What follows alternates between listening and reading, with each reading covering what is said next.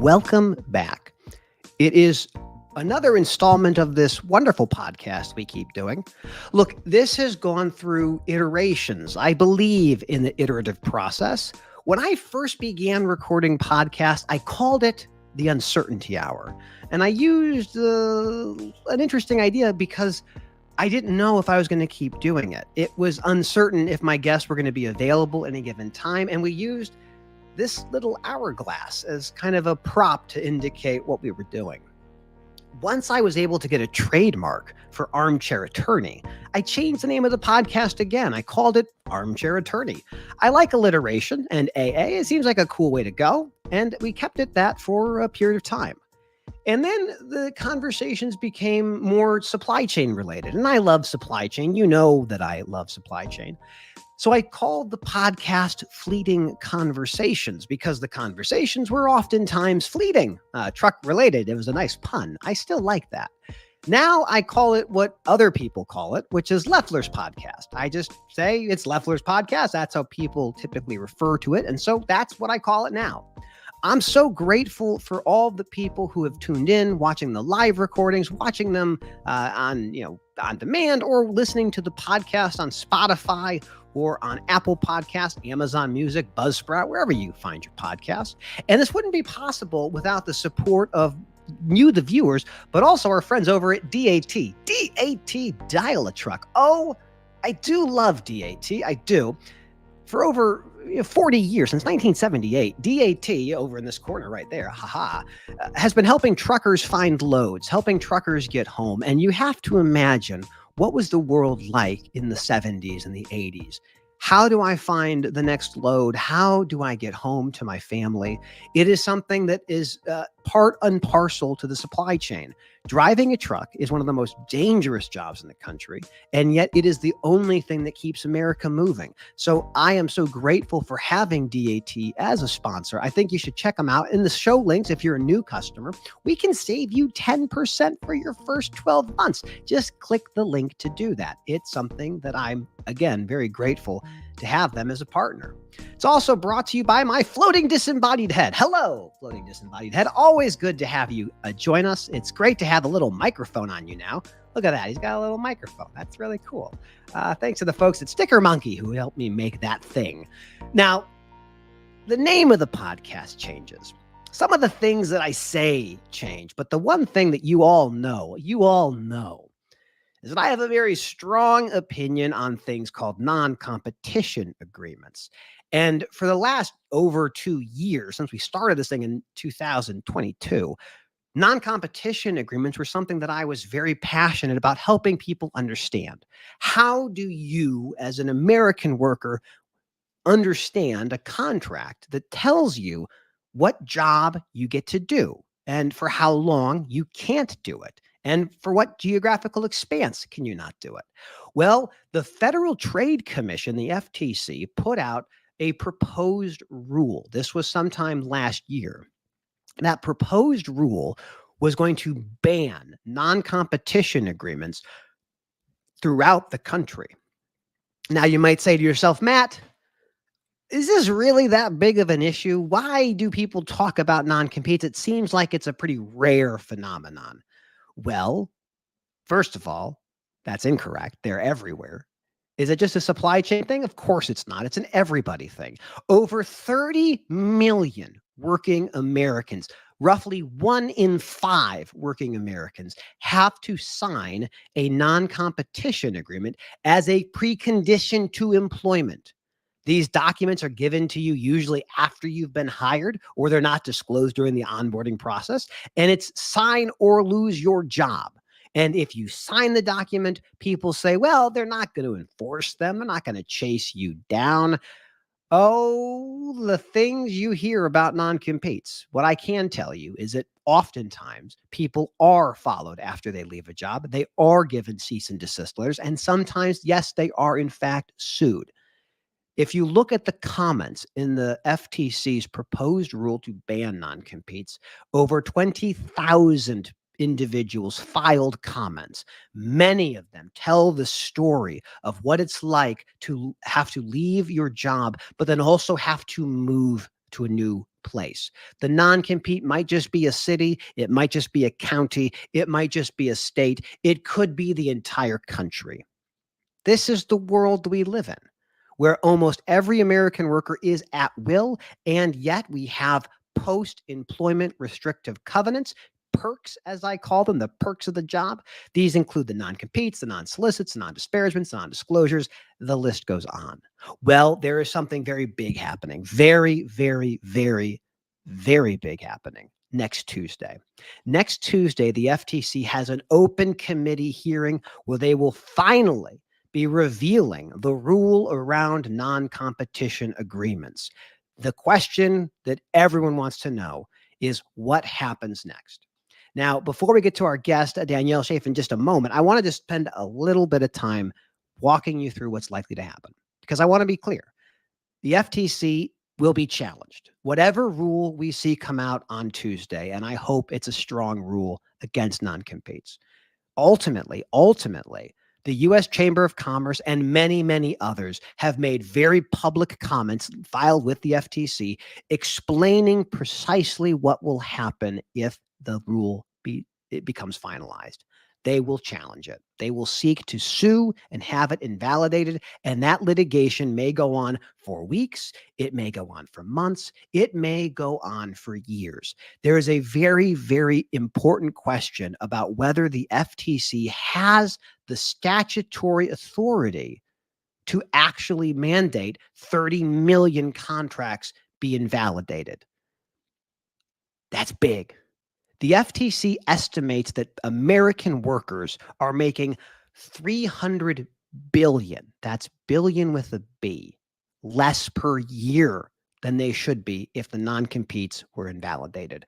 So this is an everybody problem. This is not just a question of executives and salesmen and brokers and nurses and janitors and custodial technicians and everything in between. This is an American phenomenon that has been around for many, many years. Some states have banned them like California. Some states restrict them like Illinois. But ultimately, we are looking to the federal government to see what will happen next. And we will know that answer by the end of Tuesday of next week. So, segueing back to our guest today. Look, I am new to the world of Twitter, or Freight X, or X as they call it. While I understand Mr. Musk has made the change to calling it X as opposed to Twitter, I still know it as Twitter. I'm not great at it. If you want to find me, it's Armchair Addy, ATTY. Why? Because ATTY is the abbreviation for attorney. I have a guest that I am so excited to have on. She is third generation in transportation. I myself am third generation in transportation. And it is so exciting to have Danielle join us. Danielle, welcome to the program. Hi, thanks for having me. I'm so excited. I have been following you on the interwebs. You are prolific in X, and I see you as well on LinkedIn. But for those of the folks who are watching this now or listening to us in a recording, who are you and what do you do? I am Danielle Chaffin. I am a solutions engineer, or the solutions engineer at Revenova. I've been there for 5 years. I am a mom, and I am third generation in logistics. So I tell people sometimes that I have 30 years experience in this industry. It's not completely false. But yeah, I've been around a long time. I have seen a lot and heard a lot. Promised my father and grandfather, both drivers. My dad moved into an executive team at a company, but I promised them I would never be here. Yeah. Obviously, it didn't work out because here I am. I think that there's a fallacy people realize, they don't realize, which is like everything is transportation, everything is supply chain, everything is logistics. But let's build off of some of your family's background. So my grandfather, after World War II, he opened up a grain hauling business in central Illinois. That's how he began his career in supply chain. And he got up to about 6 trucks. Then he got polio and had a whole lot of difficult things happen. But what was your grandfather's experience in transportation? When did he get into the business? What did he do? I don't know the full story of it yet. I have bits and pieces. Okay. I'm going to sit down with him, but when I do, I'm going to record it. So I'm still working on the logistics of that. I know that early on he was hauling gasoline because his CB handle is Super Shell, and it came from Nice. hauling gas for Shell. And then he got into flatbed, has his own truck and trailer, and leased to Mercer for I think one of his plaques is like 5 million miles or something. So it was That's a amazing. long, long time. That's incredible. Like my dad's time in supply chain started in 1976. He got a job with Roadway, and this is before deregulation. In the Mhm. old days, like 1980, 60, 70% of all truck drivers were unionized. It was a different world, different world. But to your point, like the stories of trucking Yeah, before the 80s is a different world, and yeah. those stories are starting to disappear. So I do look forward to you having a chance to sit down with your grandfather and kind of get a better understanding of what was that world like. It is not easy moving freight. So your father's, is he still moving freight today? Yes, he works for a bulk or pneumatic hauling company out of Illinois, TKM Group. Okay. So if there are drivers or he doesn't have enough drivers, somebody calls in sick, he's jumps in the seat and takes off.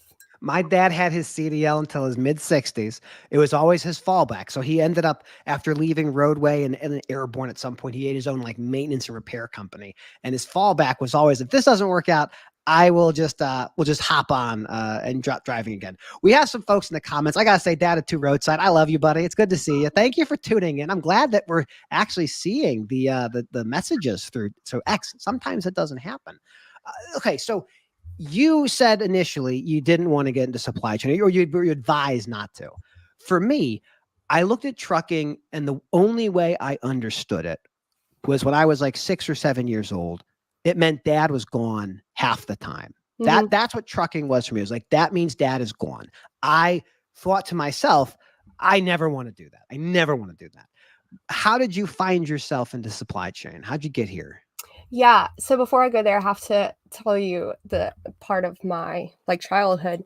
My dad was a, cattle hauler when I was, Oh, like, prior to me being born and then up until age 3, and of course, I don't remember this, but my parents tell me when I was 3, my dad called home from a truck stop, and I was really sad, and I asked him for the first time when he was coming home, and when he got home after that trip, he never went back out over the road. He said he couldn't handle it. It was really sweet.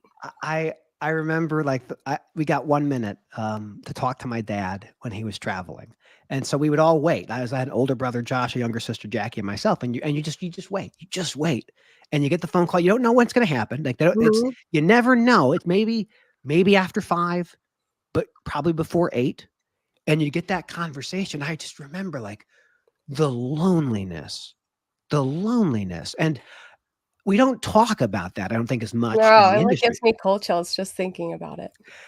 I live it.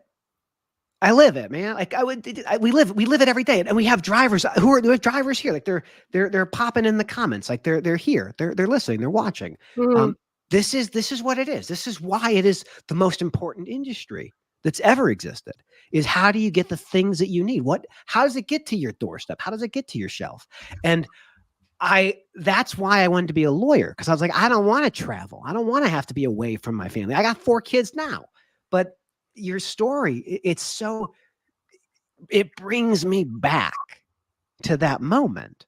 Yeah. And my dad kept traveling. It would have been nice. It would have been nice. There were times he'd be gone for 6 weeks at a time. I don't Mhm. even remember that as a kid. I just remember that it meant dad was gone. So let's talk about your career path. So you go into to college. You get into psychology. What do I you want? did. What did you want to do? What did you want to do when you grew up? I had no idea. I didn't, I didn't really have a lot of guidance or, like, what is she good at? Let's really hone in on those specific skills. So I knew that I liked talking to people, more so getting to know people. So I got my bachelor's degree in psychology. And then once I finished that, I decided I wanted to go into social work. There were a lot more opportunities with a master's in social work versus a master's in psychology. That's pretty dedicated towards the doctoral path. Um, So I got my master's in psychology and practiced as a therapist for a month, maybe. I did a lot during my master's degree. I worked at a residential facility, worked hospital home health with elderly patients. And yeah, and then I somewhere in there, I was a freight broker for BNSF. Oh, really? Okay. What Yeah, was that like? I find freight brokering fascinating. I could never do it. I know from the people that I've represented, people I've talked to, that is a world I could not do. What was freight brokering like for you? I was really, really great at it. I will say that. Were you working with the carriers or were you working with the shippers? Both. It was like Okay. cradle to grave. Oh, wow, that's an interesting mix. Yeah, and my, like, customer base, my book of business was heavy, heavy produce and grocery. Mhm. So, like, 4 AM, 5 AM, I was up, and I had a 1.5-year-old at the time. Oh, no. Well, Yeah, you're up anyway. You're up anyway. yeah, but it was just really, really stressful. Um, I was good at it. I know that the reason I was good at it is because I'm very honest and very authentic, Hmm. and I have a very soft spot for drivers. So if you have drivers and carrier relationships, you're gonna go much further than being mean to. The most common service event. So I was in the maintenance world. I would service temperature control freight. And the thing that I remember is the most common issue in temperature control was the reefer running out of fuel. Did you deal with things like that? Not that, but Oh, that's good. That's wonderful. one time, I did not put, Celsius or Fahrenheit on the, like, documents, and the driver had been running pharmaceuticals, which runs at Celsius, and so my load of cantaloupes also ran at whatever Celsius, and by the time he got to the warehouse, they were cooked. I've heard about frozen watermelons, and once you freeze those things, they're also not useful. I love temperature control because the margins are so thin. Not like in terms of like economic, but like the things of failing so significant. There's time sensitive. Like once Oh, they're yeah. picked, your window to get them delivered safely on time, undamaged, is like it's coming. Like it's not like Oh, yeah. dry goods. So like that's like expert level stuff. How long did you do that for before you realized I don't want to do this anymore? It was 9 months, 8 or 9 months. I Okay. learned more within those 8 or 9 months than I learned in, like, high school probably. Um, it was insane. So I what'd you only do learned after that that? So much. you're like, okay, this is not for me, or at least this exact iteration's not for me. What's the Yep. next step? So I left there and I went to work at another social services agency. I was working with teenage young moms that were deemed at risk for losing their children, for lack of better words. Yeah. And I was there for a couple of years. I believe it was really, really good balance with my toddler at the time. Yeah. Um, Money wasn't great. And then my regional manager from BNSF messaged me on LinkedIn one day and said something along the lines of, I know you're probably not looking for a job, but take a look at this. And it was a Revenova. It wasn't the position I went in as, but it was something with Revenova. Okay. So what is Revenova? Yeah, Revenova is a transportation management system built on the Salesforce platform. We support all modes, any type of business, multi currency, multimodal, multilingual. And then we run from prospecting. So we take advantage of or utilize the Salesforce CRM piece and being built on top of it, then you get all of the logistics. So a book of business for 3PLs, freight brokerages, trucking companies, asset based, heavy or light, all the way from prospecting till connecting with your accounting software and billing out. So with your platform, are you able to like they bring their own carrier networks to them, or do you have a built-in carrier network that's already pre-integrated through like FMCSA? Or what do I get if I'm using Salesforce? What do I get with Revenova? Yeah. So with Salesforce and the API with Salesforce, well, let me back up. With Revenova, we have 40 plus built-in integrations. So Okay. it's as simple as like typing in your company's username and password to connect to those carrier compliance, carrier monitoring, like an RMIS, My Carrier Portal, Highway. Yeah. Okay. Absolutely. That makes sense. And then, so we have all kinds of integrations, tracking, updates, EDI is there as well. And then also where I was going with the Salesforce API being built on the platform, it's an entire ecosystem. So if a company has a dedicated or development heavy team or development intelligent team, I should say, they can create their own integrations to something that maybe we don't have productized at the time, or it's maybe something that serves their niche Okay. and they can just do it. Well, so that's a good kind of rundown of what you do at Revenova. I'm curious, like, why we're here? Why are we here? And again, Dad of Two Roadside, like, it's good to see you, man. Thank you for jumping in. We're doing the best we can to help educate, entertain folks. You went to TIA. I did. Now, I have never been to the Transportation Intermediaries Association.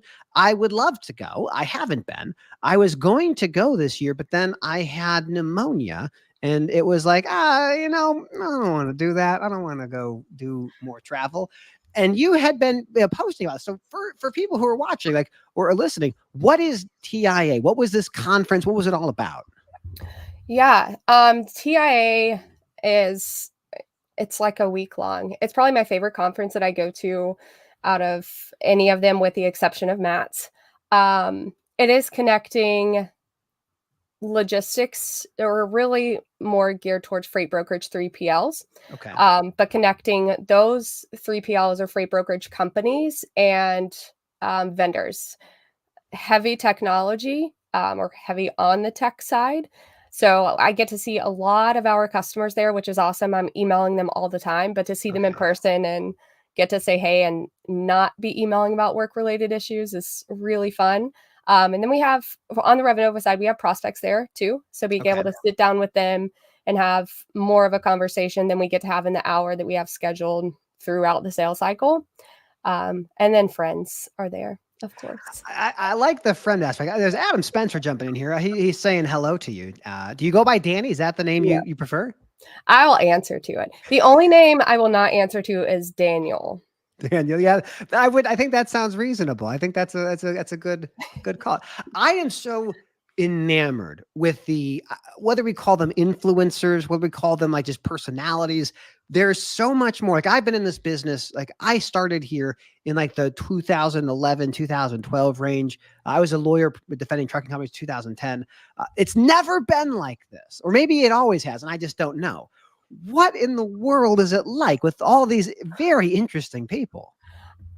I will say that this did not happen intentionally. It was an accident, for me. I Okay. had no idea that there was a Freight X community. I will say that I kind of lived behind like a mask for quite some time being in the logistics industry. Didn't really know anyone, didn't really know how to network. I work remotely, Mhm. so I'm in the middle of Tennessee, which is really cool, but trying to network, very much an introvert. It takes me a long time to recover from social activities. People are exhausting. Oh, I'm with you there. 100%. I am with you there.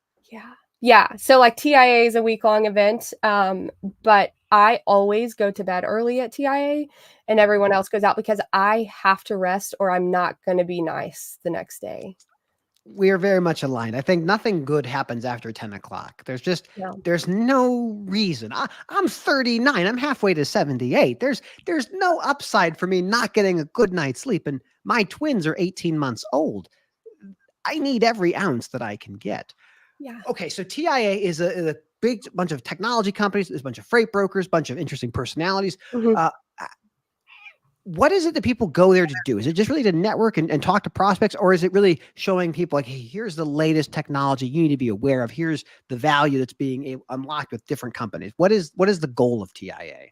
I think TIA did really well with the latter of that this year. Typically, the exhibition hall with all the vendors is only open for like 3 times, Okay. 3 time frames or 3 durations throughout the show. So it's not open, the booths aren't open all day where people can just stop by. I think it's kind of hard to be able to see everything in the like 3 time frames that we get. But TIA did a media day this year where each one of the companies or vendors could go up and announce a new product or something Okay. that they were enhancing, or just give like an overview of exactly what they do. Um, I don't think everyone was definitely not in attendance to that. It was pretty small, but having those recorded is going to be very nice. Did you do one? Did you get to present? I did not. Our marketing guy, Mike Maroot, he did Okay. present. We released our fleet management product. So Ooh. that asset-based company or trucking company or a brokerage that has assets or the trucking company that also has a logistics division, now we can run all of that in Revenova. So this is interesting. I'm a fleet management. Like I love talking assets. So are we saying like you're consuming maybe ELD information for hours of service? Yep. Are you doing like tracking PMs and tracking maintenance and tracking maybe All documentation and compliance? Ooh, I like that. I all like of the that. above. Yeah. Our first ELD integration was with or is with Samsara. Okay, good, I great company, had great business. no idea how much data the ELDs were collecting. Oh, it's everything. Yeah, it's It's insane. It's not that different. So like these cell phones, these supercomputers we carry around with us, these things typically send information back to the mothership every 4 minutes. And Mm, if you look at like in a camera, you can see like they're constantly trying to scan faces. And this data collection has gone into everything, and trucks are no different. I mean, the days of 2 pings a day, and that's where your truck is, or that's where your trailer is. Those are behind us. Now it's everything from speed to temperature, weather, all of mhm. these different systems. The robots are coming. Are you thinking about the robots? Is that a concern for you, or is that not on your radar at the moment? I'm not gonna like get my tin foil hat and put it on. I think we're pretty far away still. Um, I think we're pretty far. I The would warehousing robots, I think, are very cool. absolutely. This is. Very cool. I was at Manifest earlier this year, and one of the things that I think it was someone from DHL was talking about it, but they have a churn of between 40 and 70% of their warehouse staff a I year. believe that. And that like I think the phrase that I heard was the dependency on human labor, which is a really wonderful way of saying we need robots because they don't need meal periods and they don't quit.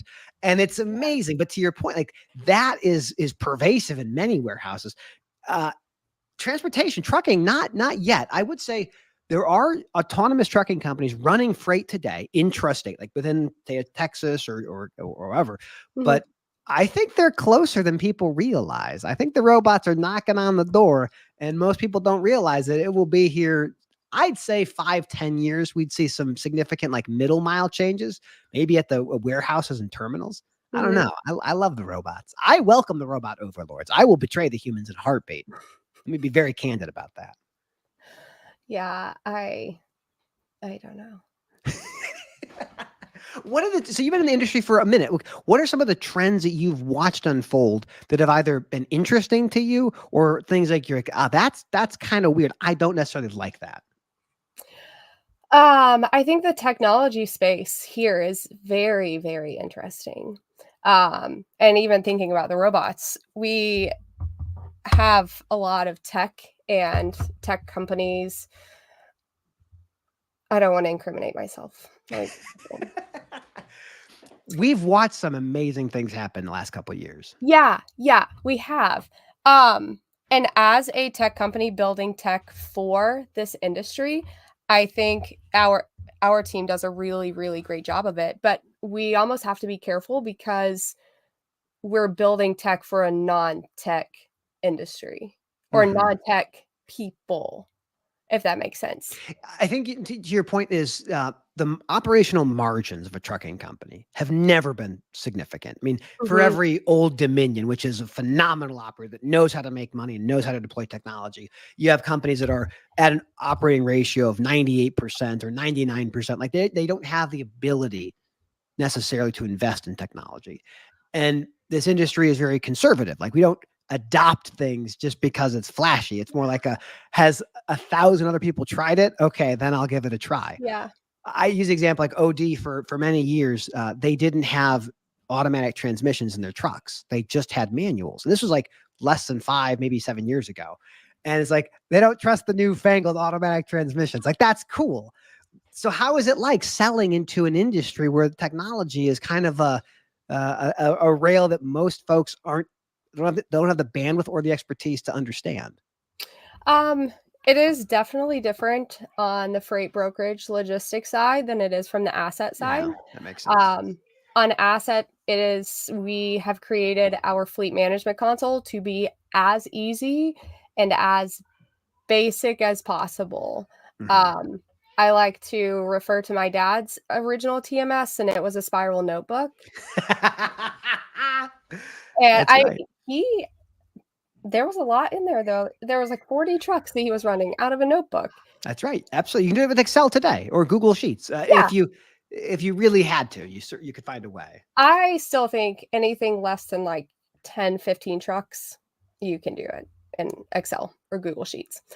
Once you get like 40 plus, you probably should start looking at a TMS. Okay, that's a question. So with your CRM that has the ability to do some fleet management, are you doing any driver management? Or is there Oh an yeah. aspect? Okay, so you can do Oh yeah. anything the driver qualification files, all that kind of stuff. Oh yeah. Well, that's an interesting piece because that's the thing. Like assets for me, it's pretty straightforward. Okay, in California, you have to get 4 inspections a year. We call them BITs. FMCSA 1 inspection a year. There's IFTA. There's other things, but the machine isn't hard. It's the humans. That's the part that I don't understand and I Mhm. don't want to understand. But you guys have helped build software that can help someone manage that aspect of the business. Absolutely. We just have to know, I don't know exactly what's on the driver records today, but Mhm. we just have to know what needs to be stored and create the field to store it, and then you put the information there.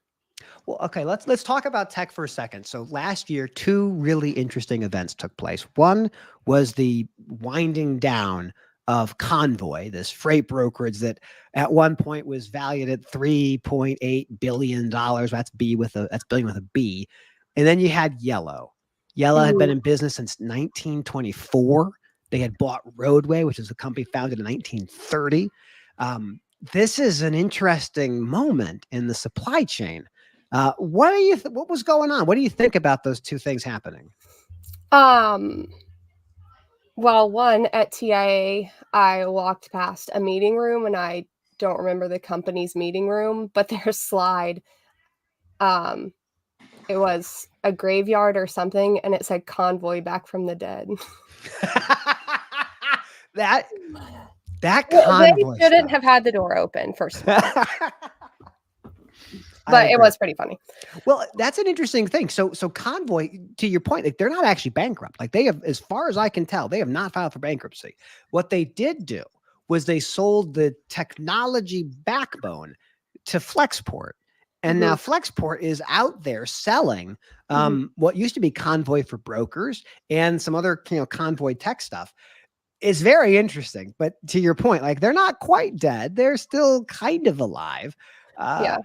I really want to know what was going on in those boardrooms the last few weeks before it all kind of shut down. Yellow's a Well, different story. That's yeah, an interesting story. This is a company that I remember vividly. They missed the payment to the Central State Fund. That meant 11,000 families were going to lose their health insurance. The Teamsters said, we're going to strike. Yellow tried to prevent the strike. And ultimately, they didn't succeed in preventing the strike. But then they made a deal with the Central State Fund. They extended it for a little bit.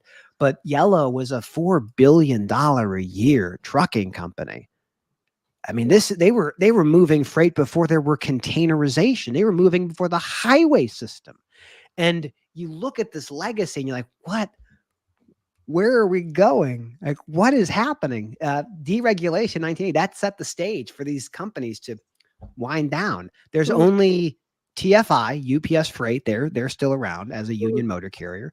There's ArcBest that has ABF, they're still a union motor carrier. The rest of them are all non-union. This is the path. This is kind of the inevitability of where this stuff all seems to go. Yeah, it Do is you it's interesting. do you want your kids to get into supply chain? I mean, they hear about it all the time. My oldest, he's 7 now. He's Okay. very interested in um computers Okay. and development. So if he wants to go that route, 100%. Operations, like wanting to be a freight broker, mm-mm, That's a we're not doing yeah, it. I'm with you there. I have such fond memories. We had a big shop in Bedford Park, south side of Chicago, and I would bring my oldest son. Now he's 11, but when he was like 4 or 5, we would go to the shop, and he would jump in our different company trucks. We had Utilimaster bread vans for service trucks. We had a '97 Ottawa spotting truck, and I have pictures of him in all of these things. Kids love trucks. Kids Oh, love, absolutely.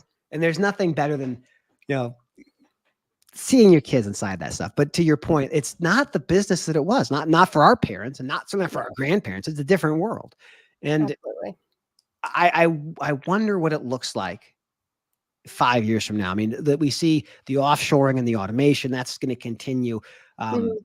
you can't outsource the mechanics yet. You can't offshore the mechanics. The mechanics are still here for now. Right, right. So those jobs seem to be safe. What are the things that you're most excited about in this business right now?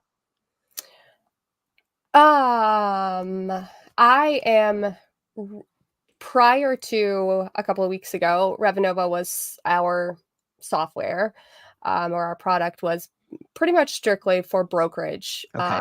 or shippers. Now that we have released the fleet product and I get to sit in on the calls with the carriers or the trucking companies, that is very, very fun and exciting for me. Um, so I grew up in it, and Okay. while I didn't appreciate it as much as I wish as a child, I really get to appreciate it now, and it's super exciting. I think the network within Freight X, this whole thing that Reed has done, he's not going to give Yeah. himself credit ever, but the strides he has made to just pull people together, and I think it's very much more authentic and transparent than it has ever been as far as people. Amazing. I absolutely love that. Well, there was a comment about the Discord. Now, I joined the Discord. I don't understand it. Again, I'm an old man who shakes his hand at the clouds for being too puffy.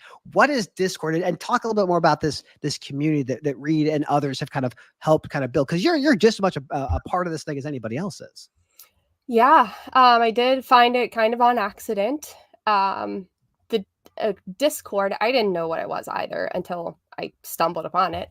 But it is like an app or almost like a chat room with different like topics, and you can Mhm. go into each one. But there's a general chat, and it's anyone in the supply chain that has been invited or found the link and has opened their account.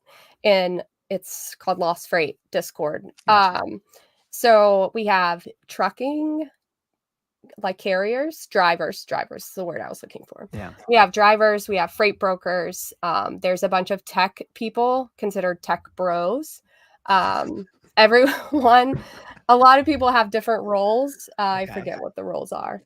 I'm a tech bro, but It makes sense. Well, you're in the technology aspect of it. You're not brokering. You're an asset based motor right, carrier or trucker. right, right. But there's a lot of times someone will have a question and it will be answers from all the different perspectives. Yeah. And it's really, really cool to see. Really cool. There's other tech companies in there. Sometimes there's like random people that I'm not sure what they do. Well, what I like about it is like I use Reddit, right? So the Mhm. freight broker subreddit and the subreddit for truckers. That's where I kind of got some initial some of those places. Discord reminds me of like Slack, but to your point, it's much more like curated and it's got Yeah, different folks. I just I don't have the bandwidth to learn so many softwares, but it seems like it's a really interesting community because the challenge with this business traditionally is how siloed everybody is. Like absolutely. a freight broker understands the challenge of the driver needs to be at this place with this type of equipment at this time. And Mhm. then when that part's over, they have to be at this place with that same equipment, with that same stuff, with a piece of paper or some other document at that time. They wouldn't have any concept of like, how much does it cost to change a 7-way on a trailer? And nor should they. Like, that's not a thing that they need to know. Or like, What is the cadence for doing a PM interval on a dry PM versus a wet PM? Like, what does that even mean? But I do like that, like, we all have to know some level of this stuff. Yeah. You can't be completely siloed and be useful to your customers or your carrier partners if you don't understand like some of the problems that they face. And Yeah. that's why I think when you talked about the add-on for your product when it comes to helping truckers with fleet management is really helpful, because it is increasingly hard to stay compliant. It is not going There's to get a easier. lot Oh, of absolutely. little Well, things. let's talk about some regs. Now that got me thinking about speed regulation. So ATRI, the American Transportation Research Institute, which is kind of funded, among other things, by the American Trucking Associations, they put out these surveys, and the surveys say, hey, what are the things you worry the most about? And brokers sometimes get asked, but almost always motor carriers. And what we have in the pipeline, which we understand will happen at some point, is a speed regulation where a truck has to be going a certain speed. You have to reprogram the machine so it can't go over a certain threshold. I am on the fence on this reg. There's positives and negatives on both sides. What do you think about the need for speed? I like to drive fast. I also don't like rules or being regulated by something like that. I don't know. I mean, yes, do I think it would be good for a certain set or group of drivers who are out of control or who have multiple violations? Sure. Do I think that the general truck driver needs to be held at a certain speed at all times, no matter when he's on the road? I don't. I'm with you. I think like there is a very good business case to go slower. It's Mhm. better for your motor, better for your tires, better for your maintenance, better for your fuel consumption. There's a lot of good reasons. But to your other point, the vast majority of truckers are paid by the mile. So if you tell them, hey, you're going to go the same distance, just going to take you longer.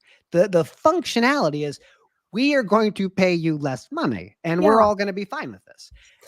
And that's the part that I don't like, because every single state in this country has a speed limit. Like the state, there's not like we're driving around without any limitations. Right. And Yeah. it's mega carriers are already doing speed limiters. So if you really want that, you can just go work for them.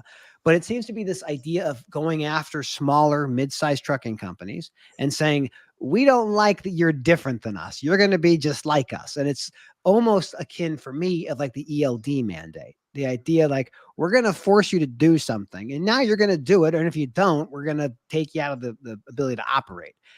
I just don't like it. I don't like it. I don't want it to happen, but I know generally speaking, this is the path this stuff almost always goes. Mhm. So it'll be a question like, will it be 71? Will it be 68? And who knows? But I'm with you. I'd rather them not do this, Mhm. but you know, they don't listen to me anymore. Yeah. I've never driven a truck.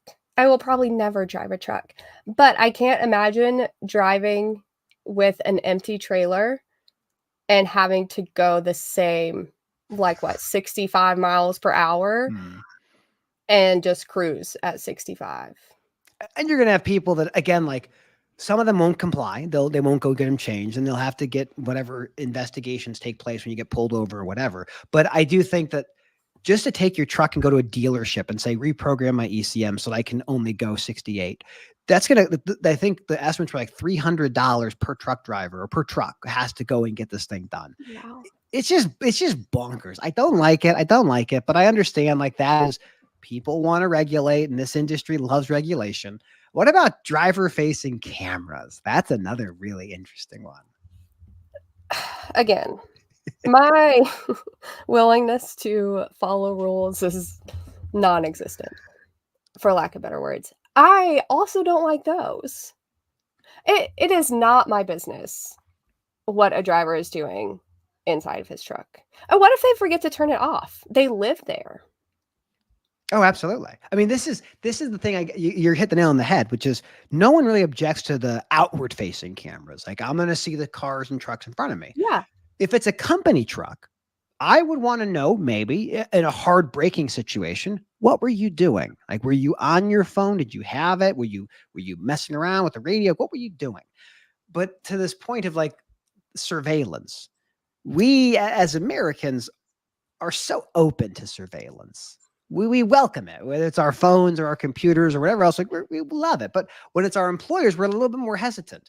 I remember a story from a very large LTL that was going to implement driver-facing cameras on all trucks, and this was a decent-sized LTL. And the driver said, "You do that, and we're calling the Teamsters." And they said, "Never mind. Never mind. Never mind. We're not going to do it. We were just kidding, just joking. Not really want that to happen." Wow. It's this idea of freedom versus being surveilled, and I don't know. I don't see the FMCSA mandating driver facing cameras. I don't see that, at least not yet. Who knows though? Yeah, I don't know. My thoughts are always with like the good truck drivers, the good ones, good old boys, I guess. Um, they live in their trucks. That's like Yeah. putting a camera in my home and giving it to my company and saying, "Here's what I do all day." And the ELD is collecting so much information, so much data. I don't know this. It's not factual, but I feel like you could get enough information from the ELD to figure out what the driver was doing prior to a wreck. Oh, absolutely. I think this technology that encroaches upon us, my belief fundamentally is this is the process towards automation. This Yeah. is the understanding everything that happens. And that's like when we talked about automation earlier, there were these things that happened last year. One was the FMCSA kind of came out and said, we're going to do an advance notice of a rulemaking around level 4 and level 5, level 4 being remote operator, level 5 being remote assistant. And then you had various governors veto bills saying we're not going to mandate a human being. Deregulation was designed to do one thing: reduce the cost of goods for consumers. And the way it did it was to essentially break apart these big trucking, not monopolies, but kind of monopolies. And it was to reduce the driver compensation. And that's what it did. That's exactly what it did. And the next level is this encroachment into every aspect of it. I just, it's not the job it used to be. That's the thing that I get most frustrated about is it's not what it used to be. It's not the same level of compensation and benefits. It's a totally different experience now. Yeah. Yeah. I have a picture of my grandfather filling out his paper logs from not too long. He retired when he was 76 or 77. Awesome. Finally stopped driving. I don't think it was like full willingness. I think his wife was more so, you need to stay home now. Yeah. But it was very late in his career and he's filling out a paper log. And I've posted it before and been like, who can tell me what this is? When did he start driving? Do you know? Like what year roundabout? No, very, very early though. That's all I've ever known him to do. Yeah. Like throughout, prior to me even being alive. He's always drove. Well, I mean, that's the thing is like there was I don't want to harp on this aspect of trucking, but when you look back at the date, like the 1980s, like before deregulation, 1970s and things, drivers were on average making like 38 grand a year. And if you adjust that for inflation, that's over $100,000. Like you could buy a house, buy a car, put your kids through school. It was a job that got you a certain level of benefits and a pension. And it's just not that anymore. Most truck drivers over the road maybe bring in $40,000, $50,000 a year after all the expenses. And the pressure on rates has never been more brutal than it is right now. And it's going to continue to be brutal for a while longer until more capacity exits. It's feast or famine. It's always been that way. But there's just some part of me that I don't want to say it's nostalgic because I wasn't around for those days. But there was a time when it was just there wasn't, it was LTL wasn't a thing. LTL and truckload were the same thing. It was just trucking. It was yellow roadways, CF. They moved everything. In those days, they're far, far away. Yeah, it's definitely nostalgic for me. Like old pictures. I wish I would have lived in. I wish I would have. Well, that's the one. The picture I used for this event was the picture of. Is that your grandfather's truck? So it was my grandfather's, and then my dad's name is actually on it, Terry Chaffin, and that was his first truck. Okay. But he got it or I don't know if he said he bought it off my grandfather, which would have been his father. Yeah. I don't know if he gave it to him or he bought it, but that was the first one. How many trucks did he have? I remember I don't remember that one. I Okay. just know it because of the photos. And then he had a black Peterbilt that him and my grandpa built. Yeah, that's Yeah. amazing. Well, I think what we got is another just interesting fact about this business. There are 4 manufacturers who make trucks in the United States. It's PACCAR, who makes Peterbilt and Kenworth. It's Volvo Group, who makes Mack and Volvo. It's Daimler Trucks North America, who makes Freightliner and Western Star. And then there's Traton Group, who owns Navistar, which makes the International. So it's 4 manufacturers. Mm-hmm. And the most popular truck in this country is the Freightliner, which is owned by Daimler. And Freightliner got started by Consolidated Freightways, the trucking company. Like the story of the most Danielle, the stories in this industry. Like, well, here's my favorite story about my father's company. So Roadway, back in the day, Roadway, Union LTL Motor Care, one of the best operators in the world. If Roadway stayed independent, probably still making money. My dad got approached by a company called Roadway Package Systems, RPS. And RPS was Roadway's answer to UPS, a parcel company. They were going to make a non-union parcel company, and it was called RPS. And my dad made a company called Outsource Fleet Services. He'd staff the garage for RPS to maintain the equipment. Well, RPS got bought by a company called Caliber. Caliber is a random private equity fund or whatever, but Caliber became FedEx Ground. So the story of American trucking is the story of Yellow and Roadway and CF. And we don't know where they are now. Freightliner was CF. FedEx Ground was Roadway. So there's this amazing thread throughout all of history that ties all these institutions together. Saia, the LTL non-union provider, used to be Preston Trucking, owned by Yellow. It's just, it's crazy. It's amazing. That's why the stories of your grandfather and your father, these are stories. Oh my gosh, record them, talk with them, because once those people are gone, those stories are gone. Yeah. And they're so important because you can't know where you're going unless you know where you are. And you don't know where you are unless you know where you've been. So that's why when I saw your 3rd generation of this business, just how hard this is and how important it is. And the thing that we all, I think, as an industry, I think the Discord and the Freight X community is all kind of the same group of kind of mentality. It sucks to be a broker. It sucks to be a shipper. Oh, but it really sucks to be a driver. And whatever we can do to help them safely deliver freight on time and undamaged, we will move heaven and earth to help accomplish that. Because that is the job that none of us can do. Because it's so hard. It's so hard. I mean, when I was working at the brokerage, I would hear people yelling at drivers, and I was just like, what? They don't have to do this for you. That's right. That's right. They don't have to pick up your freight because there's more. At what point in your career did you realize you can't get out of supply chain? Have you realized that yet? Or is it still something that you're dealing with? Probably this year. What was the catalyst? What was the catalyst that said, this is the place I have to be? Earlier, I mentioned hiding kind of behind a mask for a few years, didn't really grow my network, didn't really do anything. This year, it was like rocket ship takeoff with my network. I'm really good at what I do here. I'm actually just really good at talking to people and listening and maintaining relationships. I am also good at my job, but I'm better at doing that. I cannot imagine getting away from this community of people, or community. People is a group of, yeah. I can't imagine being away from it now.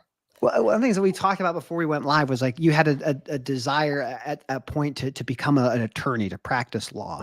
And one of the most important things about being an effective lawyer is issue spotting. It's the idea of listening to someone speak about anything. And then being able to say, that's the fact I have to remember. And then that one, and then that one. And then if I know all of those, I can solve the problem. Mhm. And that is precisely what makes great solution engineers, or That's people what who I do. exactly, someone who understands, what does your product do? You understand that. Once you understand your product, then it's like, okay, how does this product solve those things?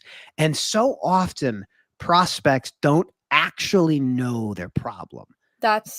Yes, you're exactly correct. They know a bunch of things, and it's Mhm. up to you as a solution engineer to, let me have a 30-minute conversation, and I will come back in a week or 2 weeks or 4 weeks, whatever, and I will have a solution that you either don't know you need, or you know you need but haven't been able to articulate that need.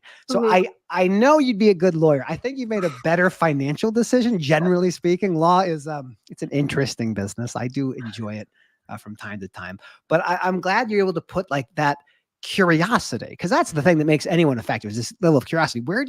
Where do you find the curiosity? What makes you, what motivates you? Um, I don't know. It's Interesting problems, I'd imagine. Yeah, I really just it's like a puzzle, and I like solving puzzles and putting things together. Um, it's almost like subconscious motivation, or yeah, because I don't think about it. I'm not like, "Ooh, I really love doing this, so I'm gonna do it today." It's just a constant, I can't figure something out, I'm going to figure it out. What I love about that is that I think you and I think very similarly in the sense of, whether it's a puzzle or it's a mosaic, it's all of these data points all Mhm, around all the time, and being able to kind of pick and choose which ones you have to use for that thing. And that, like, the solution, there's this beauty in a good solution. mhm. And there's no better motivation for me than solving someone's problem. Oh, absolutely. Did you ever work Absolutely. retail? Did you ever do retail stuff before? No. Oh man, you missed out. I was a I was KB. a waitress. Really? What kind of waiting did you do? I worked at, like, a local barbecue place. I was Texas Roadhouse. We did the line dancing. So, mine was close, it was called Rib City. Oh, that Um, sounds delicious. yeah, it's really good, actually. But it is more of, like, a laid back family restaurant. I was I've, never really failed at something that I've tried to do, just because I am gonna figure it out. I liked waiting tables when I had, like, young families. Blue's Clues was very popular then, so I would go to Toys R Us and I'd buy, like, handy dandy notebooks, and so I'd only take the orders for kids with the handy dandy notebook. That's so Oh, cool. I love that, but then I realized that, like, the discount that I got at Texas Roadhouse couldn't compete with Best Buy. So I said, "This is the time for me to make a transition into, selling televisions," and that was a lot of fun. Well, we are actually at our full basic hour of this conversation, Danielle. I have to ask, where can people find more about you and what you're up to? Yeah, on every single social media platform, I actually did this last week. It is my handle, or my name is going to be at maybe, Maybe, Danielle, Danielleee. 3 of them. Okay. I will get those all in the show notes, and it'll, when the podcast goes up, people will see where they can click and they can find you. What are you most active on? Are you most active on the on X, or is it LinkedIn, or where's the most, most interesting spot for you now? I would say LinkedIn. I do a lot of posting and commenting. I'm not very funny there. Um, Twitter is where the real Danielle lives. All right. I love that. I want to thank you again for making time. I'm going to kick you out. Stick around if you can for a minute. You got to go. I have to say goodbye to all these wonderful people. Once again, this is Leffler's podcast, the thing that I've been doing now for a couple of years. I am so excited to share the kind of commentary and insights from people like Danielle Chaffin today, talking about how we try to solve problems for brokers, for truckers, and people in the supply chain. Please check out her content. We'll have that all in the show notes. As always, huge shout out to my friends over at DAT, Dial a Truck. There's a hat right there. There's another thing right there. For over 40 years, since 1978, DAT has been helping truckers find loads. And helping truckers find loads is a problem we should all be concerned with, because at the end of the day, whether it's on your shelf or at your doorstep, everything comes on a truck. Pay very close attention, my friends. Tuesday, the FTC will announce what should be the final rule around non-competition agreements. We are going to talk about that. We'll be on the Logistics Lounge and other places, I'm sure. But as always, thank you for tuning in. Have a great rest of your day. Happy Friday. We did it. They said it couldn't be done, but look at us.